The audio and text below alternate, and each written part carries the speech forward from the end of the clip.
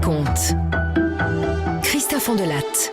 Je vous raconte aujourd'hui l'enquête sur l'assassinat d'Arnaud Guis en 2010 dans l'Orne. Une histoire traversée par deux questions fondamentales. Serais-je capable de ça? Ou quelqu'un serait-il susceptible de me faire ça? Un crime terriblement ordinaire, donc. Pour le débrief, j'ai invité maître Kian Barakat du barreau de Caen, avocate dans ce dossier de l'un des accusés. J'ai écrit cette histoire avec Thomas Oudouard, réalisation Céline Lebras. Europe 1, Christophe Ondelatte.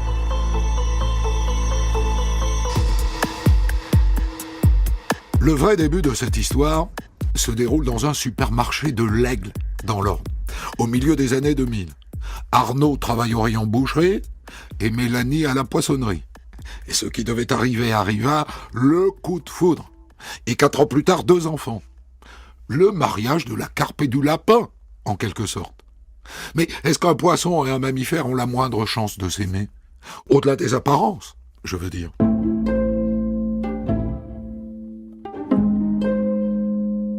Le samedi 10 juillet 2010, vers 13h, Mélanie déboule à la gendarmerie de l'Aigle.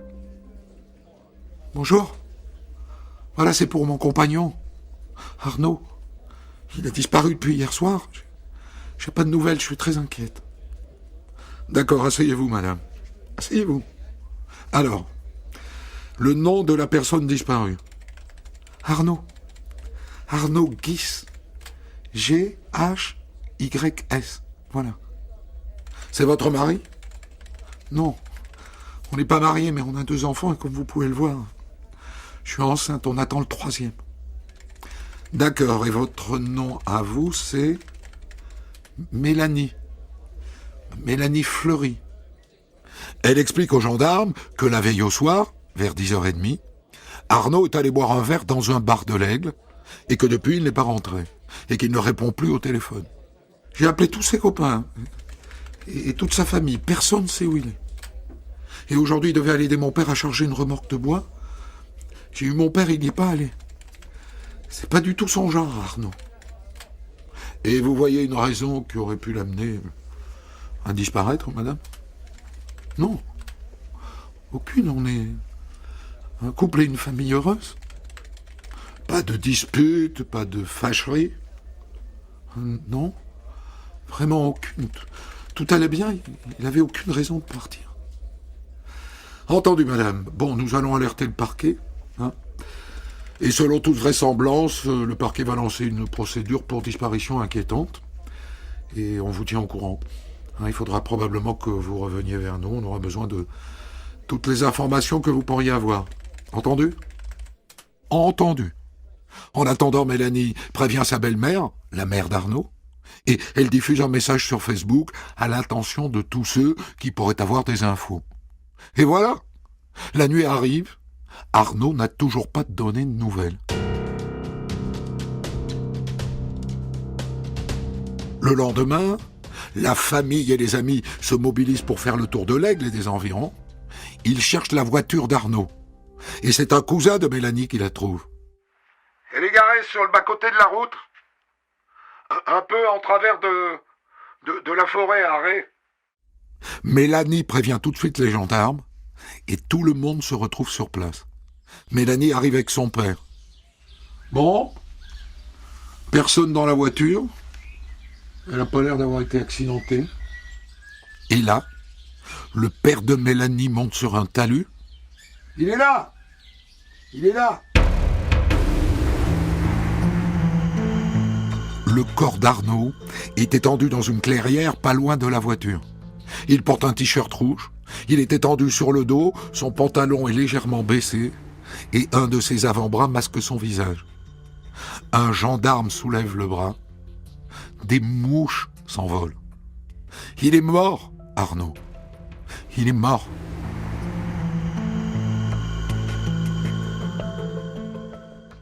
Les gendarmes retournent le corps. Ouais, on lui a tiré dans le dos. Il a une plaie rouge entre les omoplates de 5 cm de diamètre. Au vu de la quantité de sang sur le sol, il a été tué ici. Bon, va falloir ratisser les alentours. Les techniciens en identification criminelle ratissent la zone autour du corps. Ils trouvent des canettes et des mégots. Et son portable? Vous l'avez retrouvé? Non, chef. Et les clés de la voiture non plus. Mais il y a son portefeuille, avec 15 € à l'intérieur. Dans la foulée, les techniciens en identification criminelle font des prélèvements sur le cadavre, sur ses vêtements et à l'intérieur de la voiture. À la recherche d'ADN, bien sûr. Assez vite, les gendarmes apprennent qu'Arnaud Guis était au chômage. Il ne travaillait plus au supermarché de l'Aigle, mais chez un boucher qui a fait faillite. Ils apprennent aussi, et ça c'est plus intéressant, qu'Arnaud a eu une adolescence, disons, agitée.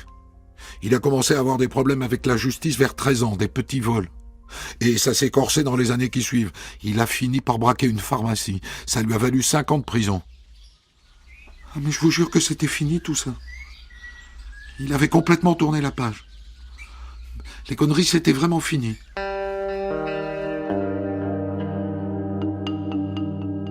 En fin de journée, les gendarmes appellent Mélanie.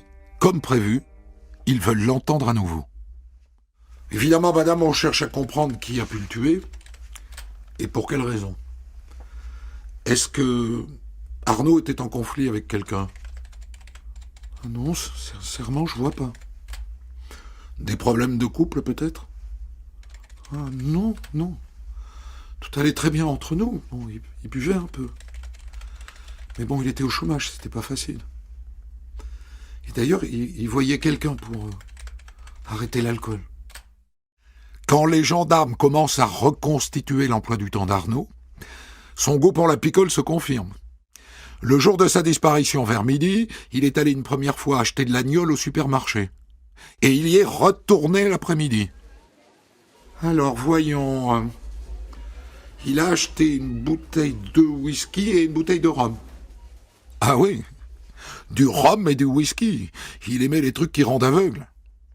Vers 16 heures, son copain Damien a débarqué. Églou.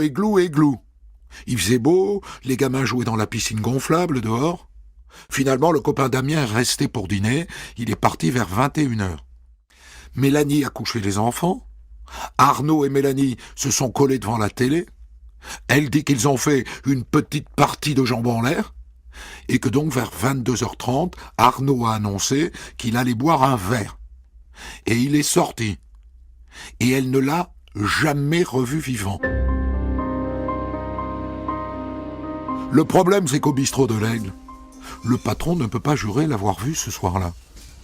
Arnaud, je le connais, oui. Mais est-ce qu'il était là ce soir-là? J'avoue que je m'en souviens pas du tout. Du coup, est-il vraiment allé boire un verre? Quand il décortique les relevés de son portable, les gendarmes s'aperçoivent qu'à 22h56 précisément, Arnaud Guis a envoyé son dernier SMS à son copain Damien. Eddie, tu peux chercher l'endroit où il était quand il a envoyé ce SMS? Ouais, pas de problème. Oh putain, il était pas à l'Aigle. Il était à Ré. Ré, c'est un village collé à l'Aigle. Mais c'est surtout l'endroit où on a retrouvé son corps. Confirmation qu'il a été tué là où on l'a trouvé. Et que le meurtre a eu lieu après 22h56.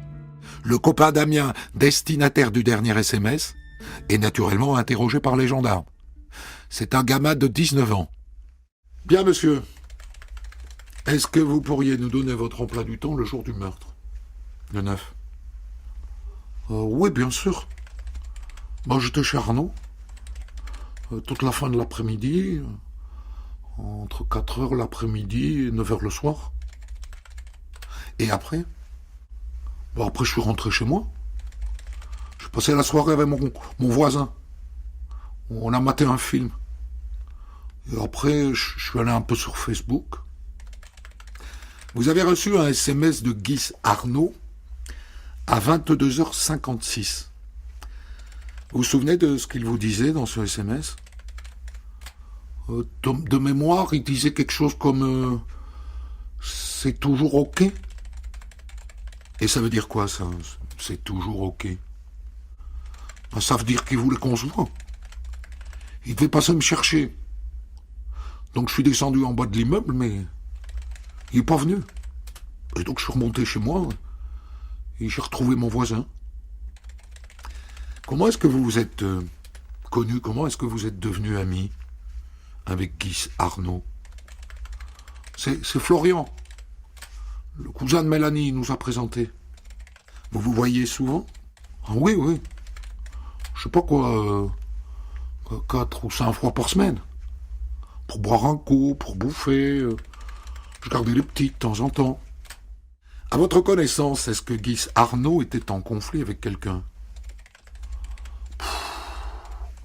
Je sais qu'il a eu un problème avec des gens à qui il avait vendu une voiture, une Golf. Ok.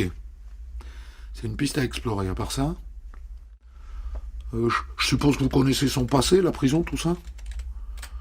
Peut-être qu'il est resté en lien avec des gens de cette époque. Moi, j'avoue, j'en sais rien. Mais c'est possible. Le voisin est bien sûr convoqué pour vérification. Il confirme qu'il a bien passé la soirée avec le copain Damien.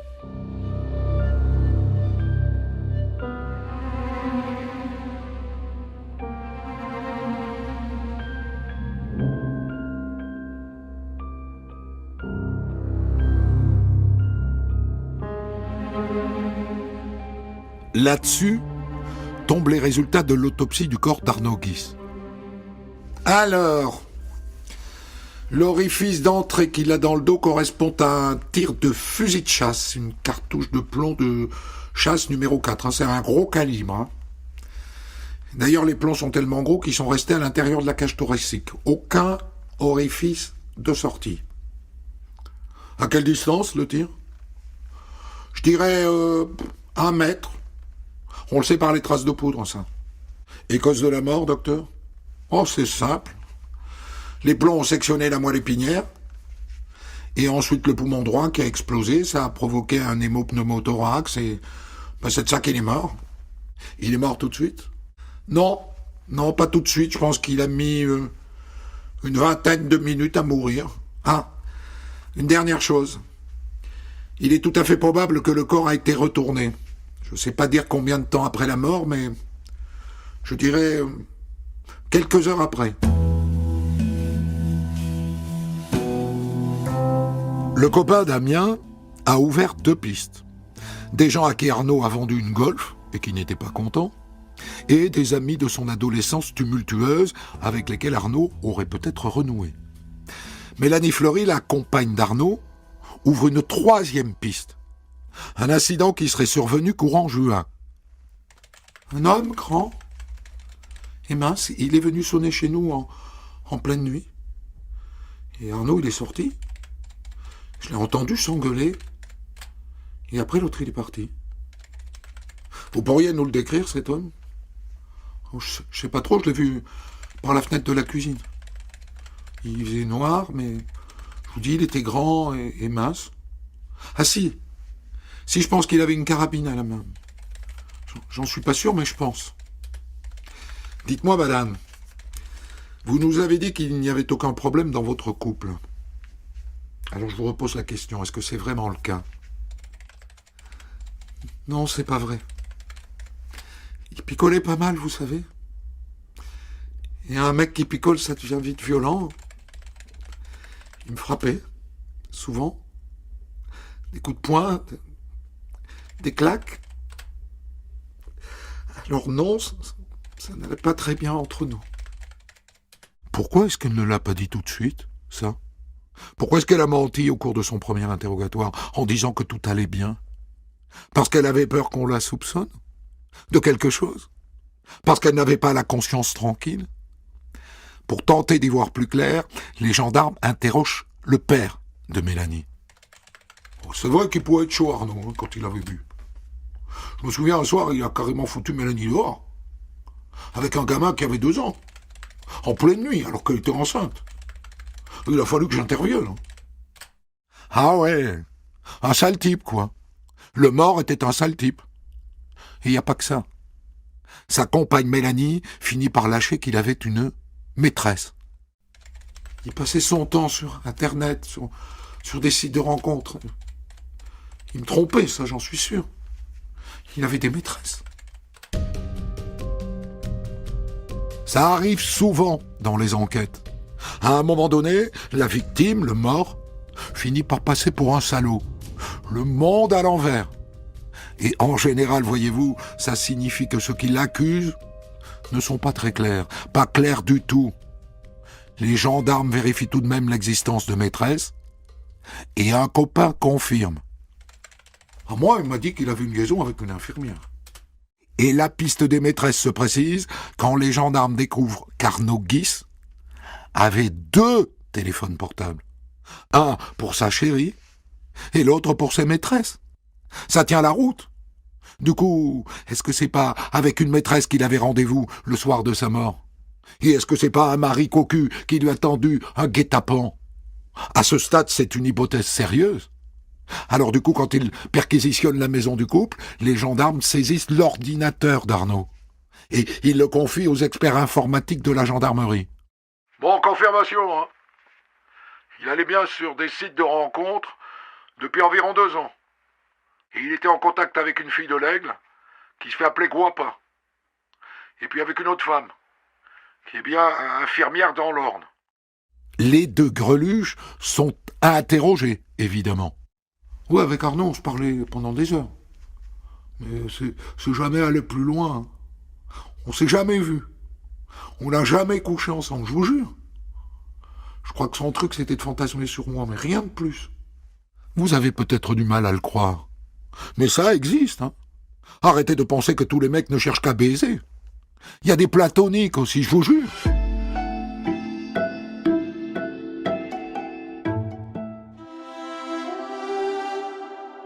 « 11 jours après le meurtre, ont lieu les obsèques d'Arnaud Guis. Et les gendarmes sont là, bien sûr, à fureter. Ils prennent des photos, ils relèvent les plaques d'immatriculation. Ils sont convaincus que le meurtrier est dans l'entourage immédiat d'Arnaud Guis. Et pendant la cérémonie, un truc les intrigue, et pas que. T'as vu le copain Damien, là? Qu'est-ce qu'il fout au premier rang, collé à la Mélanie? Je me demande s'ils sont pas à la colle, ces deux-là. Et le doute se confirme quand les gendarmes découvrent que lui aussi, le copain Damien, il a 2 lignes de téléphone portable. Il n'en a jamais parlé de ça. Et pourquoi 2?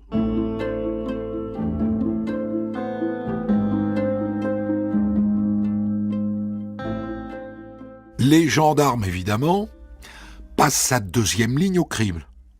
Je vous le donne en 1000, les gars.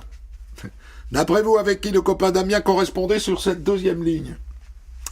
Avec Mélanie, la femme d'Arnaud Guis. Attendez, je vais vous lire quelques messages. Je suis seul.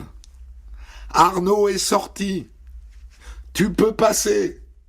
Ils sont amants tous les 2, Mélanie et le copain Damien, les petits cachotiers. Mélanie trompait Arnaud avec son meilleur ami. Les gendarmes décident de les placer tous les 2 sur écoute. Ils les entendent roucouler comme des pigeons. Ça va, mon amour? Ouais, ça va. Et toi, mon cœur? Ils ont bien caché leur jeu, ces 2-là. D'autant qu'en passant au crible le téléphone du copain Damien, les gendarmes s'aperçoivent que le soir du crime, il n'était pas chez lui, comme il l'a dit, à mater un film avec son voisin. Son téléphone abordé à Ré, qui est le village où on a trouvé le corps d'Arnaud Guis. Le salopard, il a menti depuis le début. Et de 1, il était l'amant de la femme du mort. Et de 2, il était sur les lieux du meurtre. À ce stade, le plus simple serait de les coller en garde à vue tous les 2.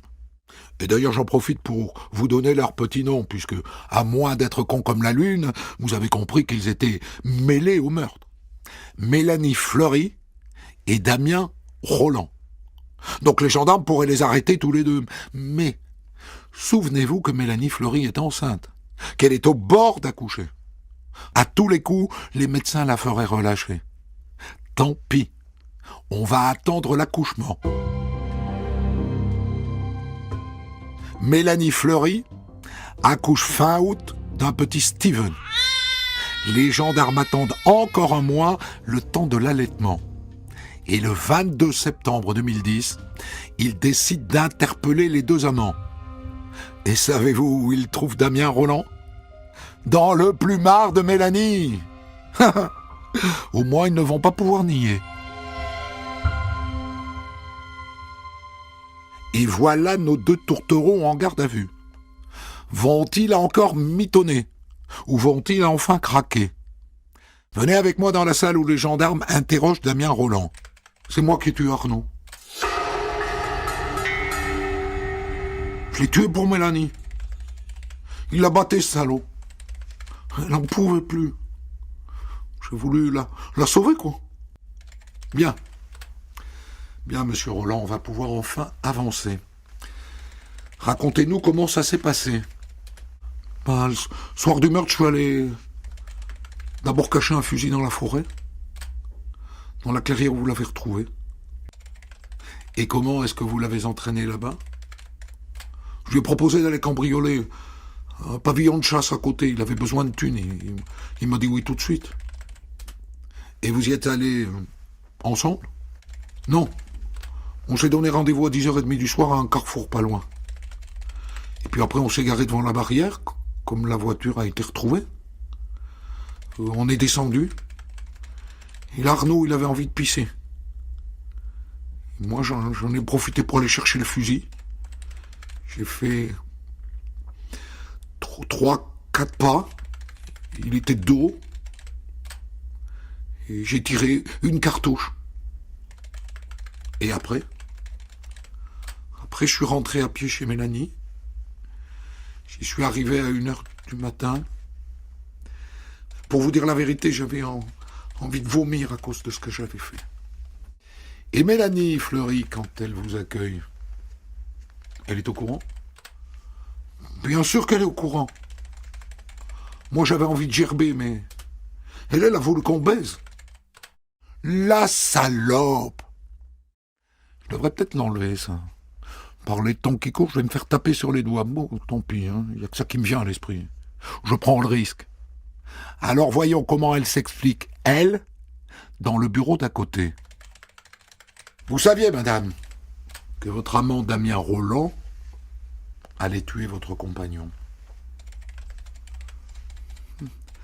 Oui, je le savais. Il m'avait dit comment il allait faire l'après-midi même.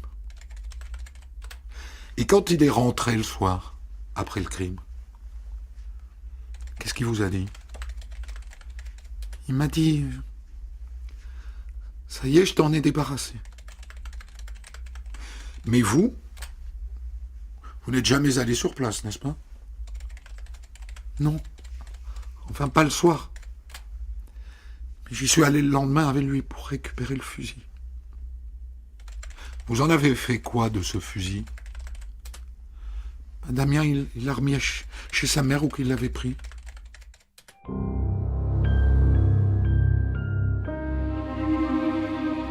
Dans le bureau d'à côté, Damien Rolland avoue aussi la tentative d'intimidation fin juin. Vous savez, l'homme grand et mince qui était venu sonner en pleine nuit.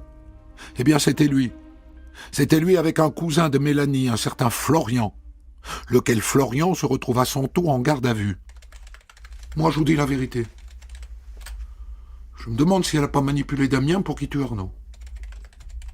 Qu'est-ce qui vous fait dire ça, monsieur ? Qu'elle m'a dit plusieurs fois qu'elle voulait se débarrasser d'Arnaud.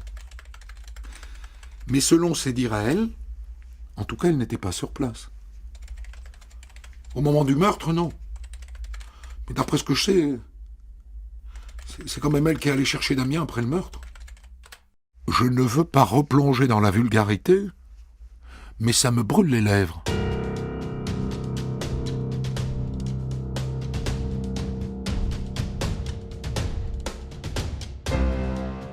Le cousin Florian révèle aussi aux gendarmes qu'il y a déjà eu une tentative de tuer Arnaud.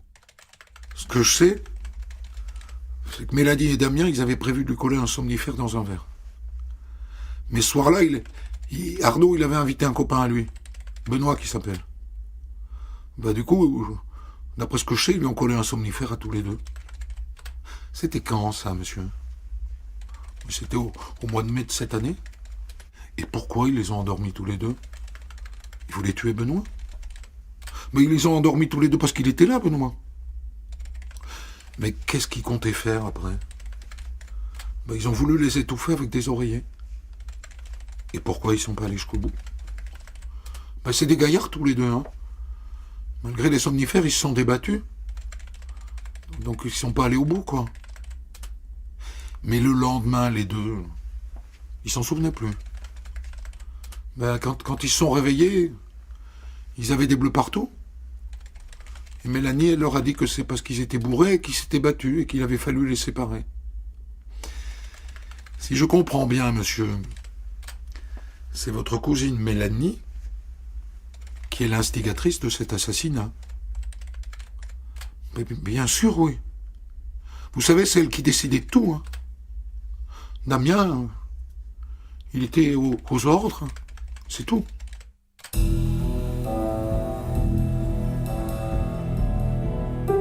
Bon, maintenant, je crois qu'on a toute l'histoire, ou presque. Reste à vérifier la part réelle de l'un et de l'autre. En attendant, ils sont mis tous les trois en examen. Damien Rolland pour homicide volontaire avec préméditation, c'est-à-dire assassinat. Mélanie Fleury pour complicité d'assassinat. Et le cousin Florian pour non-empêchement de crime. Les deux premiers filent en prison, le troisième reste libre.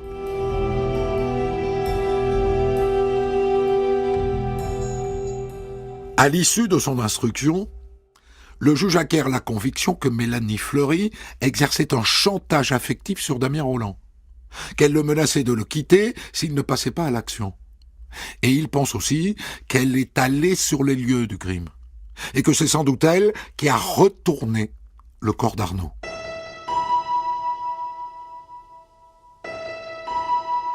Le procès du trio s'ouvre en novembre 2012 devant la cour d'assises de l'Orne à Alençon. Dans le box, Mélanie Fleury a l'air au fond du trou, alors que Damien Rolland, ma foi, présente plutôt bien. Au cours de ce procès, l'avocat de la partie civile pose une question cruciale à Damien. S'il n'avait pas eu cette envie d'uriner, de pisser, comme vous dites, comment auriez-vous fait? Je l'aurais pas tué. Ça tient à peu de choses, un meurtre. Dites-moi, monsieur Rolland, est-ce que Mélanie Fleury est venue vous chercher dans le bois après le meurtre? Moi, je suis là pour enfoncer personne. Au moment de dire qui a eu le rôle principal dans cette affaire, l'avocat général renvoie les deux accusés dos à dos. Je vous demande une peine de 30 années de réclusion criminelle pour l'un et pour l'autre. Quand il s'agit de plaider pour défendre son client, Damien Rolland, son avocate, maître Kian Barakat, exhume une phrase de Voltaire. Les faiblesses des hommes font la force des femmes.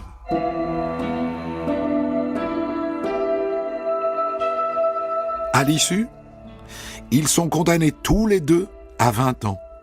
Et le cousin Florian prend 3 ans pour abstention volontaire d'empêcher le crime. Aucun ne fait appel. Les parents de Mélanie Fleury prennent en charge leurs 3 petits-enfants.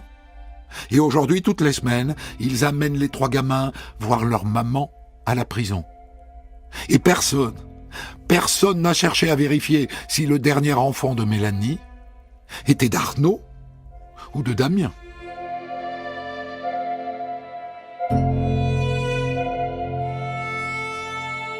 Et l'avocate de Damien Rolland, maître Kian Barakat du barreau de Caen, est là avec nous pour débriefer cette histoire. Maître, est-ce que la stricte égalité des peines entre celui qui tue, qui est donc votre client, et celle qui le remonte comme une pendule vous paraît juste ? Oui, la cour d'assises a effectivement considéré qu'il convenait de les mettre sur le même plan, tous les deux. L'une pour avoir été l'instigatrice et avoir été celle qui décide et celle qui demande et celle qui prévoit et organise, et puis l'autre pour avoir été l'arme finalement de ce projet macabre et avoir accepté finalement de la suivre dans cette démarche-là. Vous-même, c'est ce que vous souhaitiez, cette égalité parfaite dans la responsabilité du crime ? Non, il n'y avait pas de souhait de la défense particulièrement à ce niveau-là.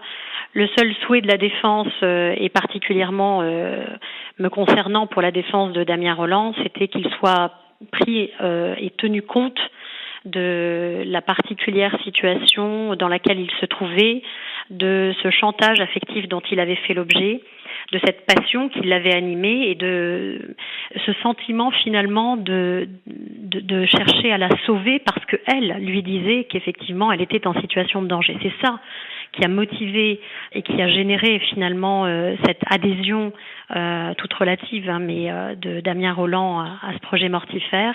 Et c'est ça qui effectivement dont je tenais à ce que la cour d'assises soit pleinement consciente au moment de rendre son délibéré. Effectivement, il y a eu une diminution significative par rapport aux réquisitions du parquet. Ouais. C'est ça que veut dire cette phrase de Voltaire, très jolie, que vous avez exhumée. Les faiblesses des hommes font la force des femmes. C'est rigolo que ça vienne de la bouche d'une femme.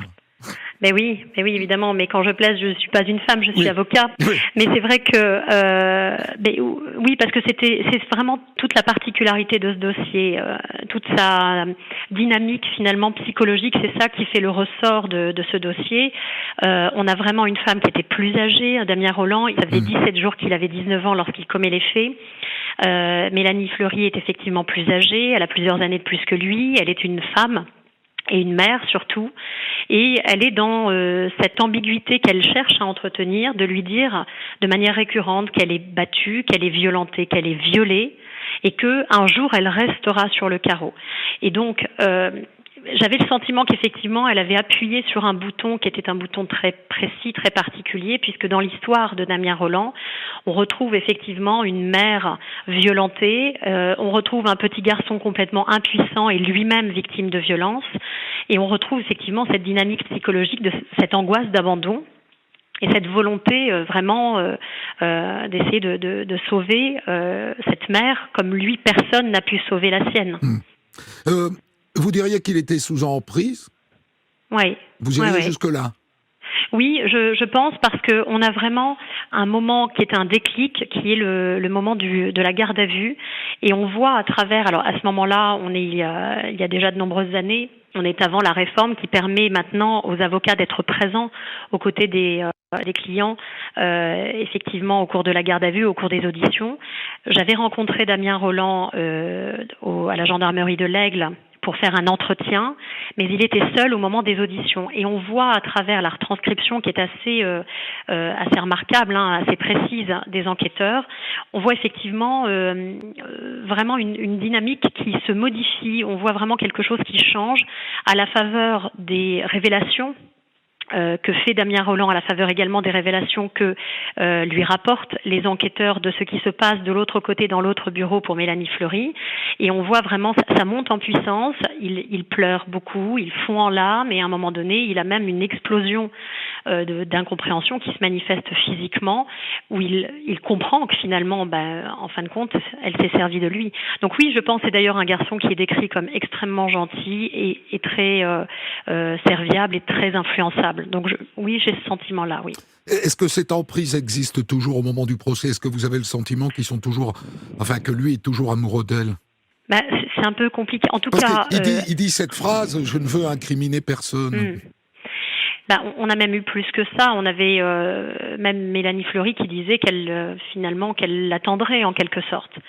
Donc c'était vraiment aller loin. Elle continuait d'ailleurs à lui écrire. Lui a pris de la distance. Au moment du procès, je pense que c'était encore frais, c'était encore récent, mais on peut dire qu'à la faveur des années qui se sont écoulées, vraiment, il y a cette distance et vraiment ce besoin de reconstruction à distance de tous ces événements et de cette personne qui se sont faites, et je pense que c'est salutaire, oui. Ils ont été tous les deux condamnés à 20 ans, oui. Donc ils doivent être à peu près aujourd'hui libérables tous les deux en conditionnel. Elle est sortie, elle ? Alors, j'avoue que j'ignore quelle est sa situation carcérale. Pour sa part, alors, il faut savoir qu'ils faisaient l'objet tous deux donc d'une période de sûreté de 10 ans. D'accord. 10 ans, donc... On n'est pas On loin. n'est pas loin, ce d'autant qu'on a obtenu des réductions de période de sûreté pour Damien Rolland parce qu'il se comportait extrêmement bien, qu'il se projetait bien également dans l'avenir. Donc oui, bientôt on y sera. Est-ce que vous pensez qu'il a vraiment vomi après la commission des faits? J'en ai raconté des histoires criminelles. Je n'ai jamais entendu un assassin, et là il s'agit d'un assassin, pas d'un meurtrier d'occasion, dire qu'il a vomi après le geste. Alors oui, j'en ai absolument la conviction, et c'est d'ailleurs quelque chose qui est assez fidèle à la narration des événements et des faits. Damien Rolland est pas quelqu'un, c'est pas un dissimulateur, et c'est pas voilà. À partir du moment où effectivement il était pris de toute façon dans une stratégie qui le dépassait totalement et qui n'était pas du tout conforme à sa volonté et à ses aspirations. Et donc à partir du moment où elle a commencé à raconter l'histoire, tout était effectivement conforme à ce qui a pu être vérifié. Et ce point-là en particulier est authentique, et c'est vrai qu'il est assez révélateur. Alors effectivement, d'un point de vue juridique, il y a une décision de justice qui le reconnaît pour des faits d'assassinat, donc on peut dire que c'est un assassin. Mais ce que j'expliquais, et c'est pour ça que je faisais la dichotomie dans ma plaidoirie, on a vraiment effectivement un comportement et une gestuelle et finalement une dynamique qui a abouti au décès d'un homme. Mais en réalité, sur le plan psychologique, on n'a pas du tout quelqu'un qui voulait la mort de cet homme. D'ailleurs, il le dira, il a ôté la vie à un père de famille, lui qui n'a jamais pu connaître son père et avoir effectivement une vie de famille. C'est quelque chose, c'est une souffrance qui demeure et qui demeurera toute sa vie. Donc oui, il y a cette culpabilité qui physiquement se traduit par cette émotion irrépressible, effectivement, voilà, il s'arrête sur le bas-côté et il vomit. Il vomit. Et ensuite, il vomit ce qu'il vient de faire. Lorsqu'il se retrouve en garde à vue, ça non plus, je ne l'ai pas vu souvent, il avoue tout de suite. Oui. Il ne cherche pas à finasser du tout. Voilà, c'est ce que je vous disais, c'est-à-dire qu'à partir du moment où effectivement il était face à la situation et à la réalité et qu'il fallait dire les choses, il a tout dit, il a tout dit aussitôt et avec beaucoup d'authenticité, et effectivement tout ce qu'il disait se révélait finalement corroboré par des éléments soit de déclaration des uns et des autres, soit des éléments objectivés par l'enquête. Vous venez de dire à l'instant qu'il n'a jamais eu vraiment de vie de famille et que lui-même n'a pas de famille. Mais il a peut-être un enfant. Je pose cette question et j'espère que le petit Steven ne nous écoute pas, il nous écoutera jamais. Mais tout au long de cette histoire, on se demande de qui est ce petit garçon. Oui, je comprends. La question est restée un peu en suspens également, planant un peu sur les débats d'assises. Enfin, il n'y a pas que cette question-là qui est restée à planer, mais lui se sent assez au clair par rapport à ça. Et il n'a pas envie de savoir. Pour l'instant, c'est pas une démarche. Il a vraiment le sentiment. Enfin, Mélanie lui a toujours dit que c'était pas son enfant, et il en est resté à cette croyance-là. Ce que j'entends, maître Barakat, c'est que le procès a eu lieu il y a 8 ans, 9 ans, que vous continuez à le voir. Oui, c'est le cas. Oui, je continue à être son conseil. Il me fait l'honneur de me confier encore la défense de ses intérêts. Oui. Et effectivement, j'ai des contacts réguliers avec lui. C'est-à-dire, vous allez le voir au parloir, à quel rythme ? Alors non, c'est pas vraiment rythmé de cette façon-là. Bon, même si là on touche le secret professionnel, mais effectivement, j'ai été amenée à le revoir à plusieurs reprises depuis le jugement. Vous faites ça avec tous vos clients ? C'est un dossier qui, effectivement, émotionnellement était très particulier, qui a eu une résonance et que j'ai porté avec avec plus beaucoup d'énergie. Que d'autres. Oui, parce que, enfin, non, plus que d'autres, je sais non, pas, bien mais sûr que non. Non, mais dans le sens où là, il y avait une candeur chez ce garçon. Oui, c'était un gamin, vraiment, quoi. C'était un gamin, et il y avait vraiment une authenticité, presque une innocence, qui était complètement en contraste avec la réalité des faits qui s'étaient produits, qu'il avait commis et qu'il endossait sa responsabilité. C'était pas le problème, mais vraiment on sentait que c'était quelqu'un qui avait été propulsé dans cette situation-là et qu'il n'avait jamais eu la volonté de faire ça, jamais. Une dernière question, c'est quelque chose qui revient souvent dans mes récits criminels. Pourquoi est-ce que tous ces gens-là ne pensent pas tout simplement à divorcer ? Eh bien, c'est une excellente question, et nous l'avons posée à Mélanie Fleury plus particulièrement, puisque la question qui était... oui, c'est plutôt elle de répondre. Voilà, on a tenté d'avoir une réponse. On lui a dit, et je lui ai dit plus particulièrement, qu'effectivement, il y avait 1000 possibilités. D'ailleurs, Damien Rolland avait lui-même fait des démarches pour effectivement organiser éventuellement une vie après la séparation avec Arnaud Guis, organiser les choses pour qu'elle soit loin, qu'elle soit à distance, qu'elle soit protégée. Elle n'a jamais voulu. Elle a toujours dit que tant qu'il serait vivant, finalement, eh bien le problème demeurerait. Et effectivement, on voyait poindre le fait qu'elle souhaitait qu'il soit supprimé. Redisons-le à tous les maris qui ne veulent plus vivre avec leur femme, à toutes les femmes qui ne veulent plus vivre avec leur mari. Le plus simple, c'est de divorcer, que de passer 10 années ou 15 ou 20 en détention. Je vous remercie infiniment, Maître Barakat du barreau de Caen. Des centaines d'histoires disponibles sur vos plateformes d'écoute et sur europe1.fr.